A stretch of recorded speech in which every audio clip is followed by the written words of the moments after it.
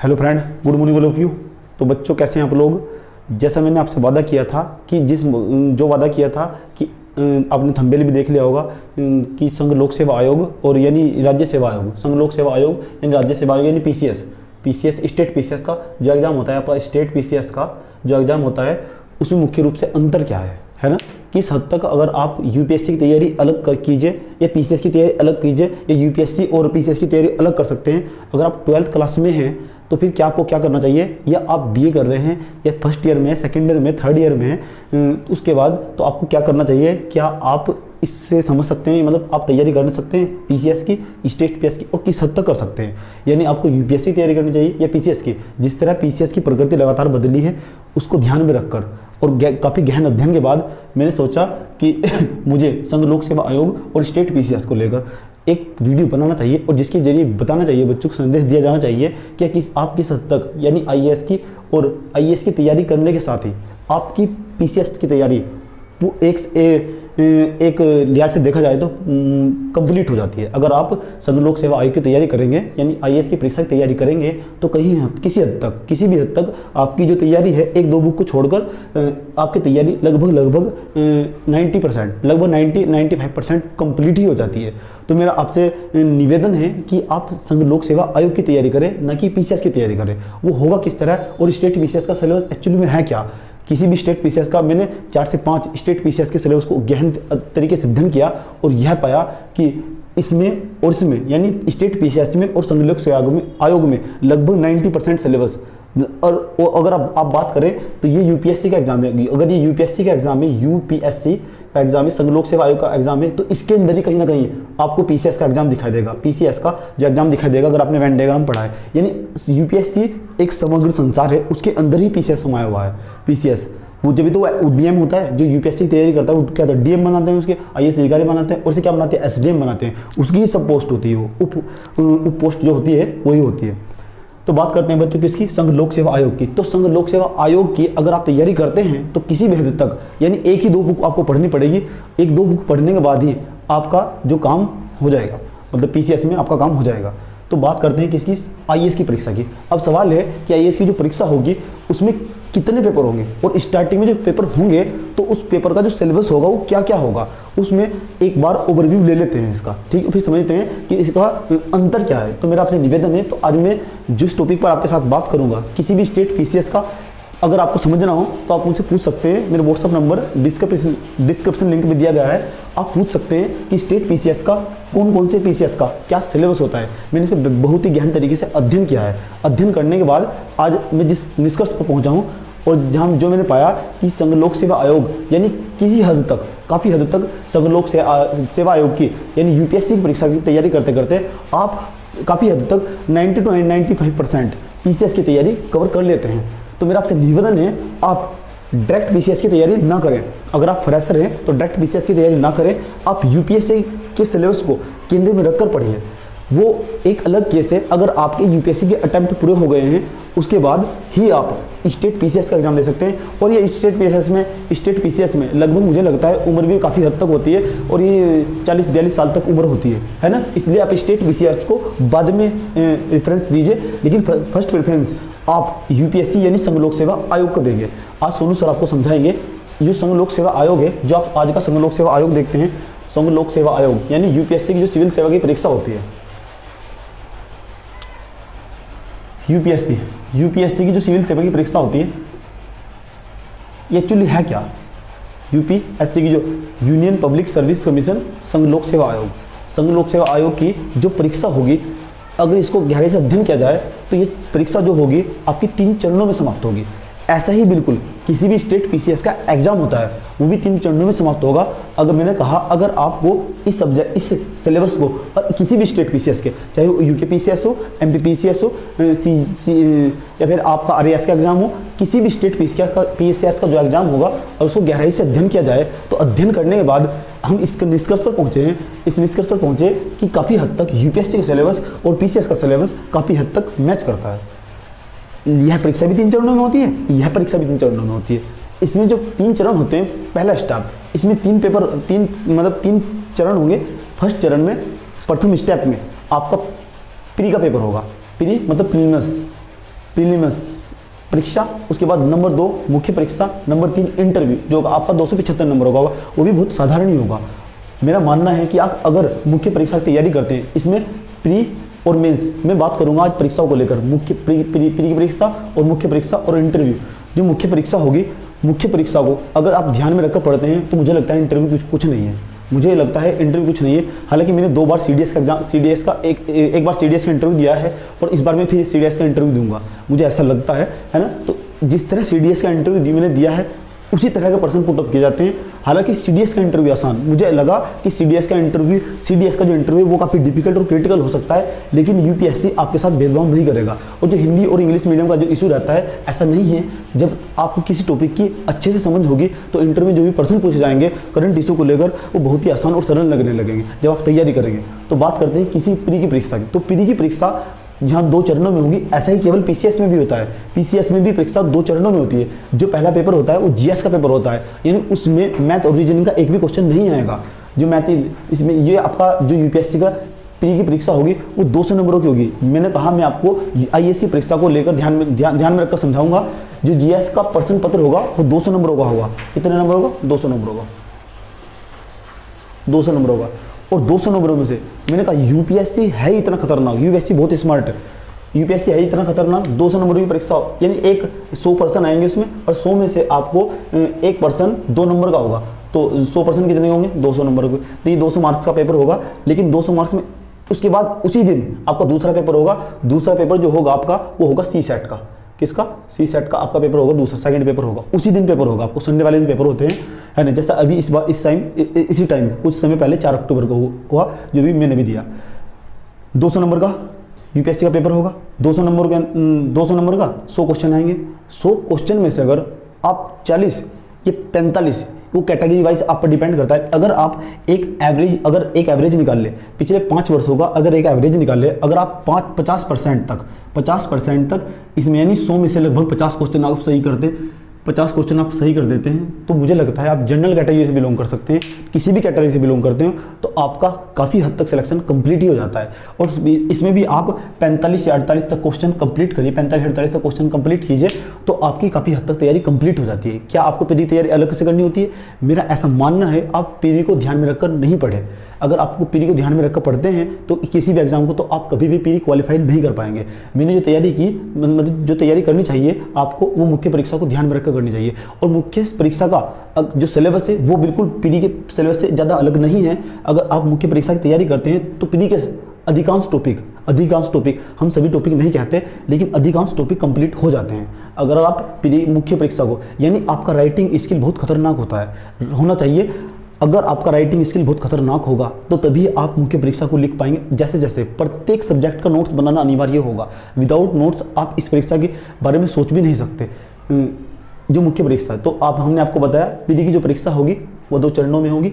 Number first, पहले दिन GS का पेपर होगा, और जीएस का जो पेपर होगा उसमें 100 क्वेश्चन आएंगे। 100 में से लगभग आप 50 कर देंगे, आपका काम हो जाएगा। और ज़्यादा भी हार्ड नहीं आएंगे। अगर आपको एलिमिनेट करना आता है, यानी क्वेश्चनों को कैंसिल आउट करना आता है, तो फिर आप काफ़ी हद तक, यानी आपका तुक्का भी अच्छा है तो आप इस परीक्षा को कर ले जाएंगे, मेरा आपसे वादा है। कभी आपको पीरी को लेकर अच्छे तरीके से बात करेंगे। लेकिन जिस दिन पीरी का पेपर होगा उसी के अंदर एक परीक्षा और होगी, वो होगी सी सेट की। इसके बारे में थोड़ी सी बात करते हैं। सी सेट की परीक्षा, अभी केवल हम पीरी की बात कर रहे हैं। पीरी के अंदर पहला पेपर जीएस का होगा। जीएस का पेपर 100 नंबर का होगा, 100 क्वेश्चन होंगे, 200 नंबर का पेपर होगा। लगभग 50% अगर आप जनरल कैटेगरी से बिलोंग करते हैं, है ना, अगर आप अनरिजर्व कैटेगरी के हैं, जनरल कैटेगरी के हैं अगर आप, तो आपका काफ़ी हद तक जो पेपर होगा कंप्लीट हो जाएगा। यानी 50% आपको मार्क्स अटेंड करने हो। 50% काफ़ी हद तक देखा गया है। 50-45 क्वेश्चन अगर आप कर दें तो आपका काम हो जाएगा। ठीक है, अब बात करते हैं किसकी? सी सेट की। ये सी सेट का एग्ज़ाम है कैसा? देखिए, बच्चे सी सेट से बहुत डरते हैं, सोचते हैं कि हमारे पास इंग्लिश आएगी। पहले 2015 से पहले ऐसा हुआ, हंगामा बहुत हुआ कि सी सेट के पेपर में 10 से 15 क्वेश्चन इंग्लिश के आने लगे। लेकिन तब समस्या थी, तो बच्चों ने हंगामा किया। तो यूपीएससी ने इस बात को समझा, और समझने के साथ साथ इस निष्कर्ष पर पहुंचा, यूपीएससी इस निष्कर्ष पर पहुंचा इस निष्कर्ष पर पहुंचा यूपीएससी, उसने सी सेट के अंदर तो अंदर से जो इंग्लिश आती थी उसको पूर्ण रूप से खत्म किया। खत्म करने के बाद अब इसमें लगभग मुझे लगता है कुछ परिच्छेद आते हैं, परिच्छेद मतलब कंपैरिजन आते हैं। अगर इंग्लिश वाले लोग हैं उनके पास कंपैरिजन, और हमारे पास परिच्छेद आते हैं, हिंदी वाले जो लोग होते हैं उनके पास परिच्छेद आते हैं। और इसमें से आपको आपके 80 क्वेश्चन आएंगे, और 80 क्वेश्चन में से इसी तरह बिल्कुल जैसे मैं समझा रहा हूँ इसी तरह स्टेट पीसीएस का एग्जाम होगा।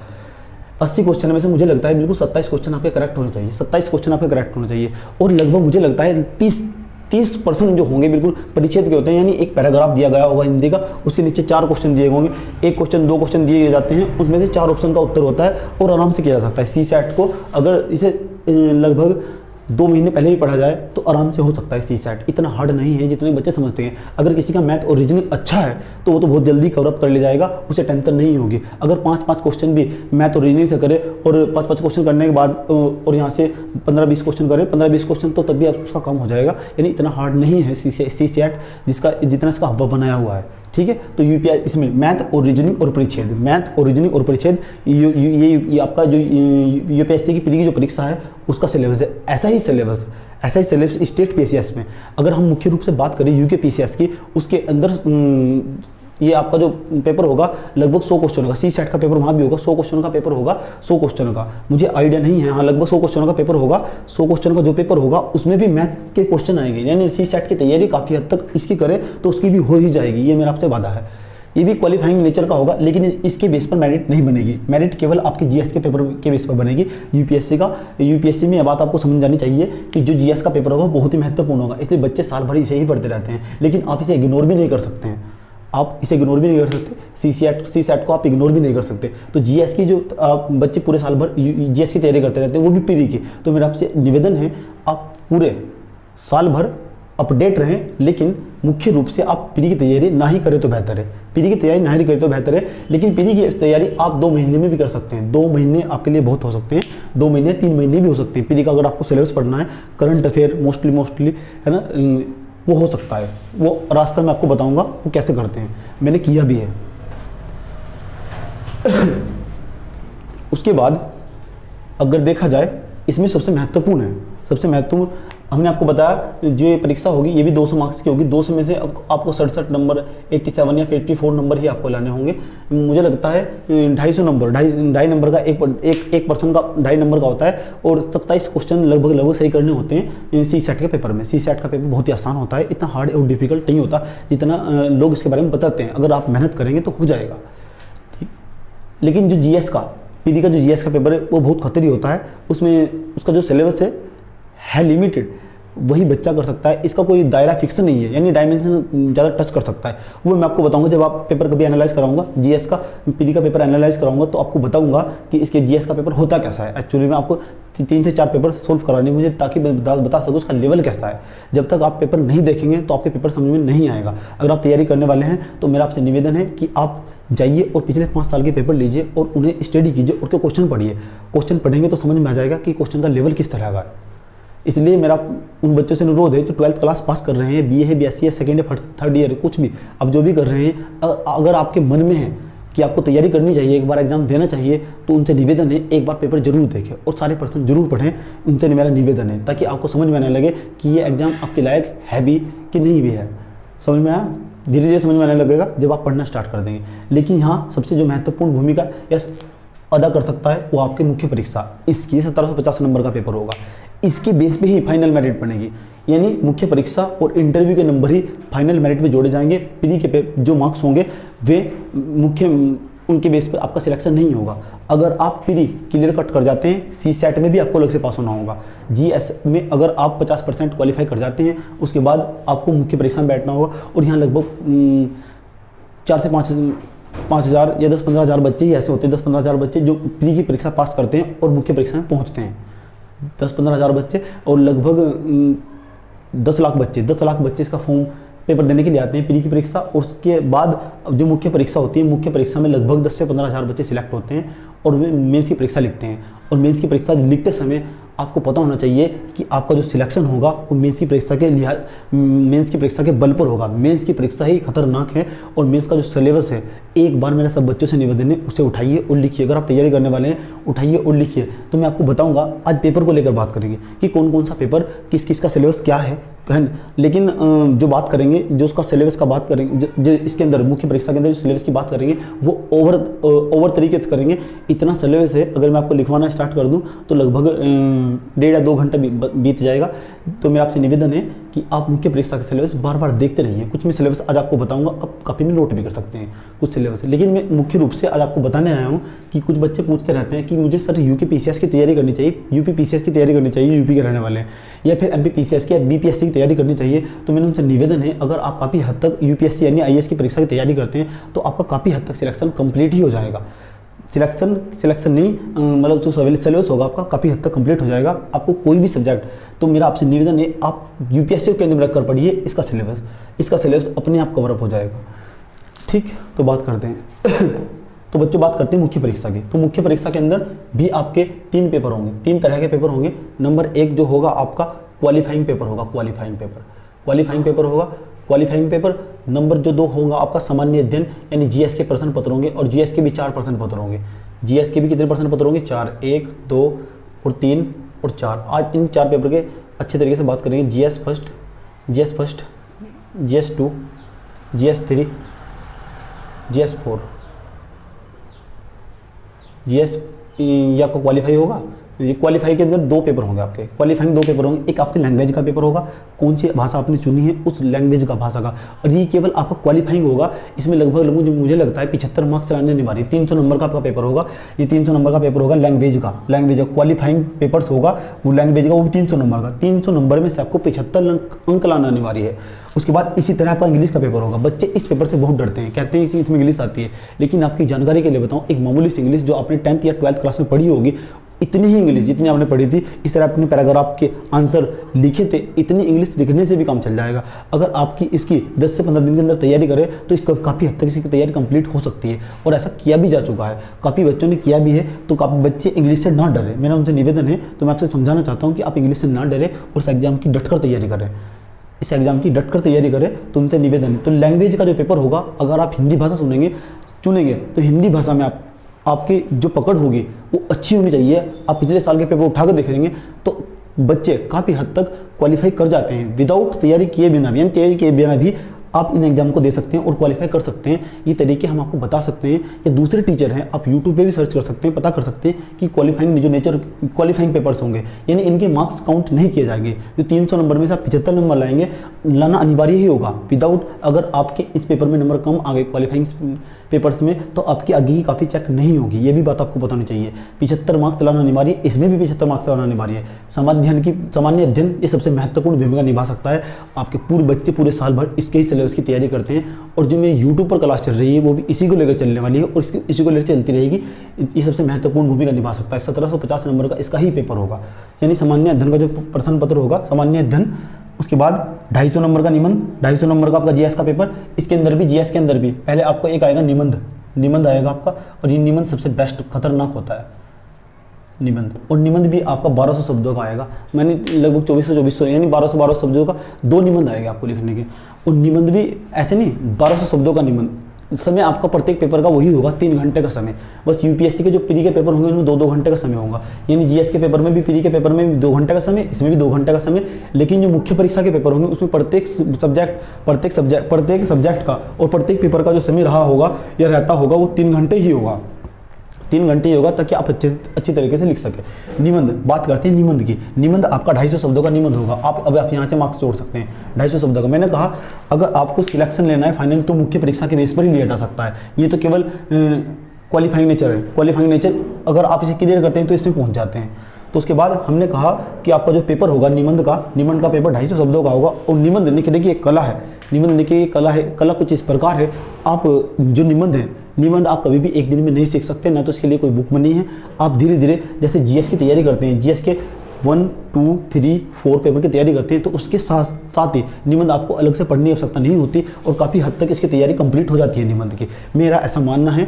और पिछले जो टॉपर्स है वे भी कुछ इसी तरीके से बताते हैं, क्योंकि कोई भी निबंध आपका कभी पढ़ा हुआ नहीं आएगा, ना इसकी कोई किताब है। अगर मार्केट में कोई किताब भी अवेलेबल है तो आपको बेवकूफ़ बनाने की कोशिश कर रहा है, ना इसकी कोई किताब है। निबंध देखिए, एक निबंध आया था, मेरा अभी याद है, मैं पढ़ रहा था तो निबंध आया था कि 2005 में इसका निबंद था एक माँ को खिलाने वाला हाथ।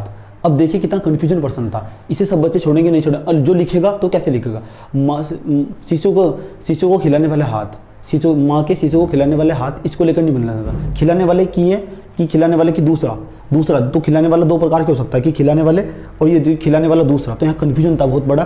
तो ये भी देखना होता है कि निबंध हमें लिखना कौन सा है। काफ़ी मैंने कहा, मैं एक इसमें से जितने भी मैं आपको समझा रहा हूँ एक ओवरव्यू तरीके से, तो मुझे लगता है इसके बारे में कि आपको प्री के और मुख्य परीक्षा के और इंटरव्यू को लेकर और अलग अलग पेपर को लेकर अच्छे तरीके से समय समय पर आपके साथ बात होती रहेगी, है ना। तो आप मेरे वीडियो देखना मत बंद कीजिएगा और लगातार वीडियो देखते रहिए, जारी रखिएगा, यानी क्लास से जुड़े रहिएगा। तो निबंध तो मैंने आपको बताया, तो निबंध भी कन्फ्यूजन हो सकता है, तो आपको छोड़ना ही पड़ेगा। अगर आप उसको करेंगे क्वेश्चन तो आपकी मूर्खता ही होगी वो, आप उसको तो ये जो क्वेश्चन है वो जांचना चाहते हैं। यूपीएससी बड़ा ही स्मार्ट है ना। GS first, GS 2, GS 3, GS 4। GS first में क्या आएगा आपका, जीएस फर्स्ट में आएगा आपका हिस्ट्री, और हिस्ट्री के अंदर भी मॉडर्न हिस्ट्री। और मॉडर्न हिस्ट्री का सिलेबस, मॉडर्न हिस्ट्री 1750 के बाद, यानी 1757 के बाद, 1783 का जब युद्ध हुआ, 1757 के बाद, 1757 से लेकर स्वतंत्रता के चरण तक, और आपका वर्ल्ड हिस्ट्री भी इसके अंदर इंक्लूड किया जाएगा। लेकिन कुछ बच्चे डरते हैं कि इसके अंदर वर्ल्ड हिस्ट्री आता है तो कहाँ से कवर करते हैं। तो आप ना डरे, क्योंकि इसके लिए एक सिलेबस फिक्स बनाया गया है। आपको 4 से 5 चैप्टर पढ़ने ही होते हैं, ज़्यादा हार्ड सिलेबस नहीं है ना। इसके अंदर जो मेजर पोर्शन है वो हिस्ट्री का रहेगा, हिस्ट्री का और कल्चर का। कल्चर के अंदर भी आपको ये सीखने को मिलती है। ऐसे पर्सन आ सकता है कि वर्तमान समय में हम अपनी भारत की संस्कृति और विरासत को किस तरह संरक्षण कर सकते हैं, ये पर्सन आया 2018 में। इस तरह के जो पर्सन हैं वे पेपर में पूछे जाते हैं, लेकिन बहुत ही आसान होते हैं। इनके लिए भी पढ़ाई होती है, उनके लिए सिलेबस है, सिलेबस में से ही पर्सन आते हैं। और हर साल मैं आपको बता सकता हूँ लगभग कहाँ से पर्सन आते हैं, ये मैंने भी एनालाइज किया है। तो इतने हार्ड नहीं है, अगर आप करेंगे तो हो जाएगा। इसके अंदर 3 सेक्शन आपको दिखा देंगे, यानी जीएस फर्स्ट के अंदर भी 3, एक तो मॉडर्न हिस्ट्री होगी आपकी, उसके बाद world history plus culture plus geography भी इसके अंदर ही आएगा।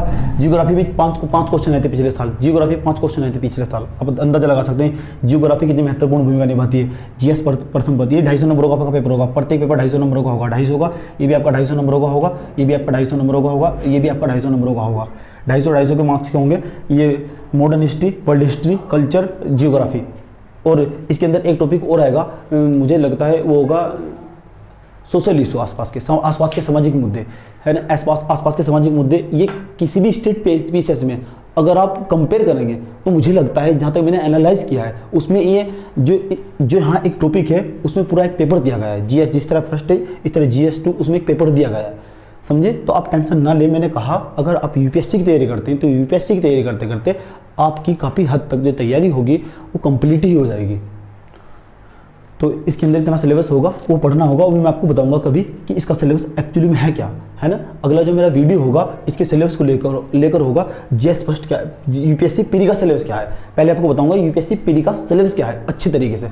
आज आपके साथ ओवरव्यू अच्छे तरीके से बात करता हूं, ताकि आपके लिए आपके और मेरे बीच कोऑर्डिनेशन हो सके, समन्वय हो सके, है ना। तो जीएस फर्स्ट के अंदर modern history, world history, culture, geography और ये सोशल इशू के भी क्वेश्चन आते रहे हैं, और 1-2 क्वेश्चन आ जाता है इसका भी, ठीक है। तो इसका सिलेबस है काफ़ी हद तक, इतना हार्ड नहीं है, अगर आप करेंगे तो हो जाएगा। लेकिन जीएस फर्स्ट का जो सिलेबस है काफ़ी, इसका जो दायरा है काफ़ी बड़ा है, व्यापक सिलेबस है एक प्रकार का।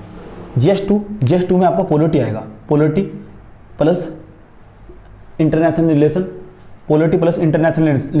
पॉलिटी मतलब भारतीय संविधान तथा इसकी विशेषताएं, यानी संविधान से संबंधित जितनी बातें होगी वे सारी आएगी। और इसका भी आप टेंशन ना ले, पॉलिटी का सिलेबस ज़्यादा दिन का नहीं है, यानी लगभग अगर आप 45 दिन तक पढ़े तमीज़ से, होश में होकर, अगर मैं आपको पढ़ाऊँ 2 घंटे का लेक्चर 2 रोज दिया जाए तो आप इसका सिलेबस काफ़ी हद तक पूरा हो सकता है, समझे। तो आप इतना टेंशन ना है। आईआर का सिलेबस, आईआर का जो क्लास है इंटरनेशनल रिलेशन, अंतर्राष्ट्रीय संबंध, तो आप सोचते हैं कि भारत का संबंध कौन कौन से देश के साथ हो, तो लगभग 7-8 देशों के साथ संबंध है, उनके साथ पढ़ने होते हैं, उनका ही क्वेश्चन आता है, और वो भी करंट से रिलेटेड क्वेश्चन आता है हर साल। तो इनकी टेंशन न ले। मैंने कहा अगर मुख्य रूप से मुख्य परीक्षा की तैयारी कीजिए, और वो भी यूपीएससी के अंदर मुख्य परीक्षा की तैयारी करते हैं, तो आपका काफ़ी हद तक सिलेबस कवर हो ही जाता है। उसके बाद तो बात करते हैं किसकी, पेपर सेकंड में ये पॉलिटिकल और आईआर लगभग ये इसका सेक्शन ज़्यादा कवरअप देखा जाता है।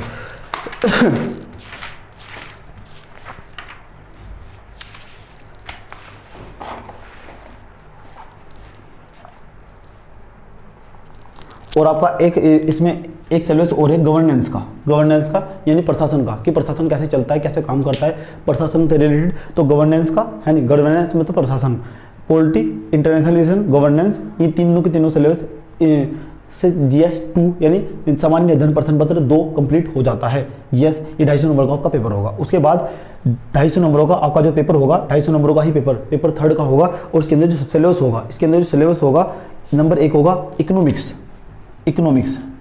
Number 1 economics. उसके बाद आपका इंटरनल सिक्योरिटीज होगा, यानी साइंस एंड टेक्नोलॉजी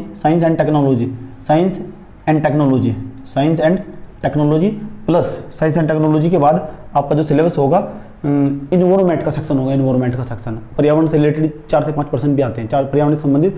दोबारा देखिए GS 3 का 3 पेपर होंगे आपके, इकोनॉमी यानी भारतीय अर्थव्यवस्था, उसके बाद साइंस एंड टेक्नोलॉजी की इन्वायरमेंट होगा यानी पर्यावरण का। और एक आधा पर्सन कभी कभी आया है प्रश्न पेपर पत्र में, वो है आपका इंटरनल सिक्योरिटी का, आंतरिक सुरक्षा से संबंधित जो मुद्दा होगा यानी उससे लेकर भी प्रश्न पूछे जा सकते हैं। ये इसका GS 1, GS 2 और GS 3 का सिलेबस होगा।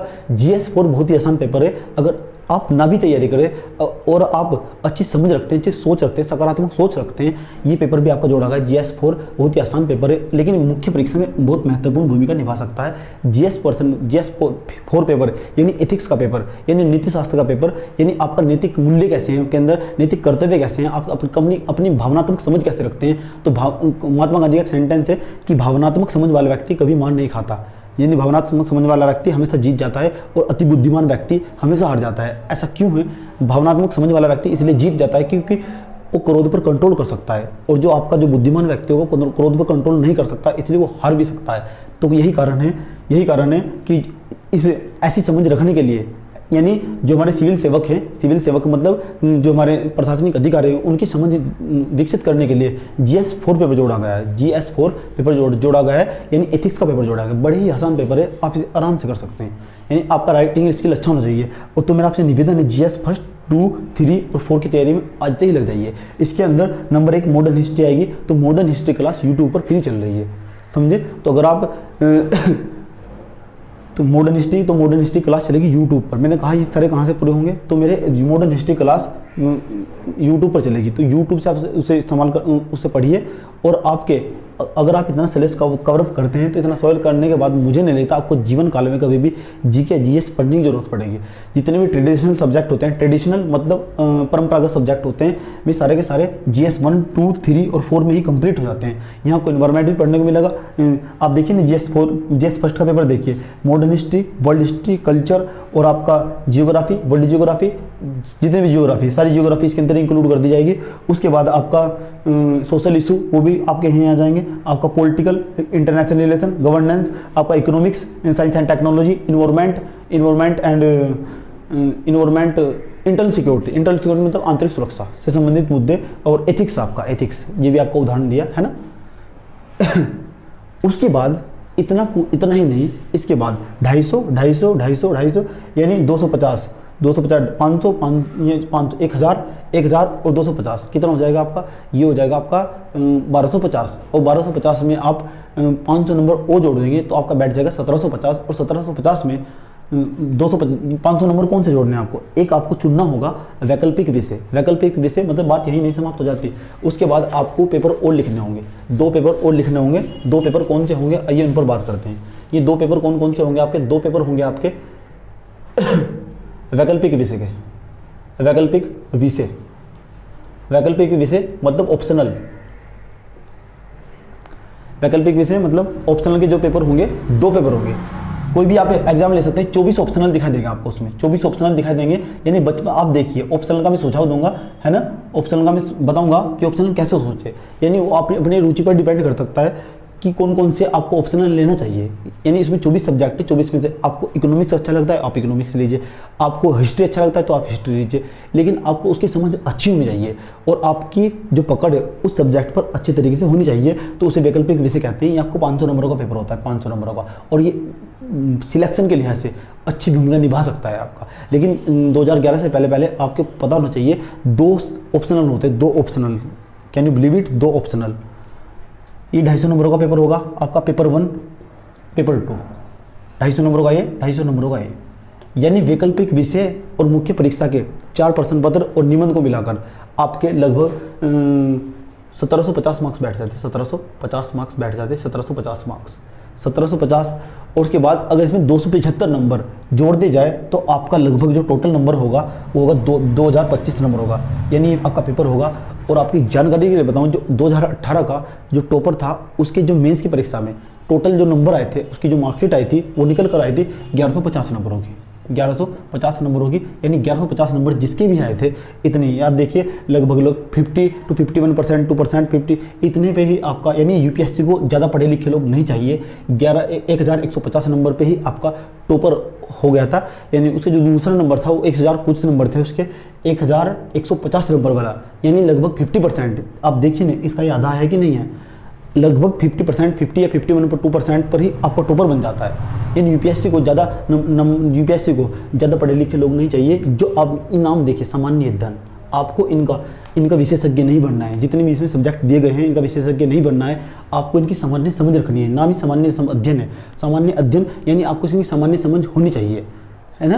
प्रत्येक सब्जेक्ट की, जीएस फर्स्ट की, जीएस 2 की, जीएस 3 की आपको सामान्य समझ होनी चाहिए। पर और आपको वैकल्पिक विषय में आपको विशेषज्ञ ही बनना पड़ेगा। विशेषज्ञ भी इतना नहीं बनना कि आपको देखना है कि आप कौन सा ऑप्शनल चुनते हैं। जैसे जियोग्राफी ऑप्शनल हुआ, ये भी अच्छा ऑप्शनल है। हिंदी साहित्य को देखिए, ये भी अच्छा ऑप्शनल है।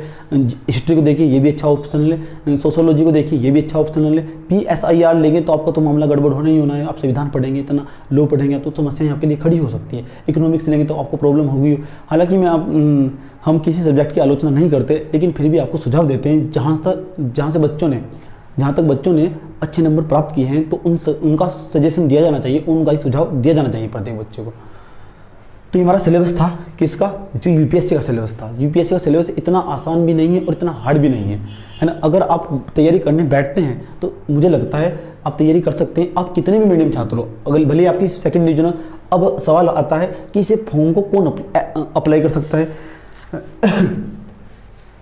देखिए, और जो 12th क्लास वाले लोग हैं वे क्या करें, जो 12th क्लास वाले लोग हैं वे क्या करें।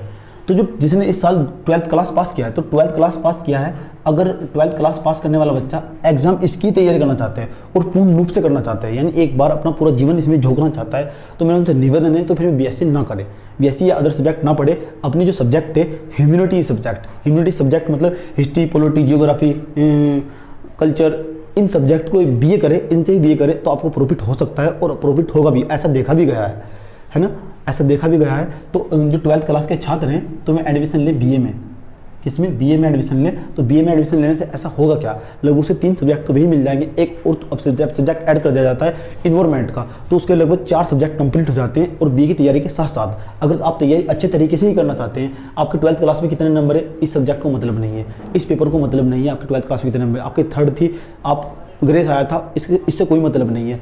बशर्ते आप इसकी आवश्यकताओं को पूरी करते हो। ये बात तो बतानी चाहिए, 12th क्लास में नंबर थे कोई मतलब नहीं है, बीए में कितने नंबर थे उससे मतलब नहीं है, बीए प्राइवेट किया है इससे भी मतलब नहीं है।